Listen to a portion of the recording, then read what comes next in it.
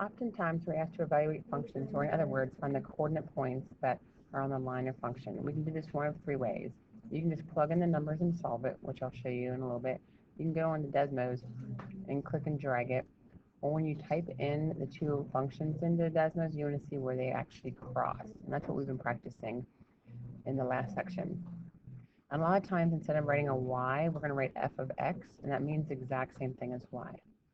So an example here, if I want to know what f of 12 is for this function here, I'm going to go ahead and type in 12 into that x spot and solve it. So you do 6 times 12 and then plus your 8. So you're going to get 80 for this first answer right here. That's 80.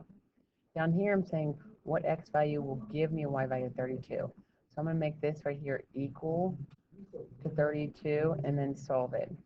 So I'm going to subtract over my 8 and then divide by my 6. And this time I get an answer of 4. So this one you're going to say x equals 4 is what you get. You can also use this to fill out a table. So what I did here is I showed you on this side, if it says x is negative 6, then I just should put in negative 6 into that x spot and evaluate it, and I get out 19. Same for the 12. Now on this one, I'm saying the y value is negative 8. So you'd actually have to solve this. So you have your negative 8, so you subtract your 1, divide your negative 3. That's how I get out 3 here. And then here, make it a 14, subtract your 1, divide your negative 3, and this kind of comes out as a decimal. So that negative 3 is really a repeating number you could put on top of it instead.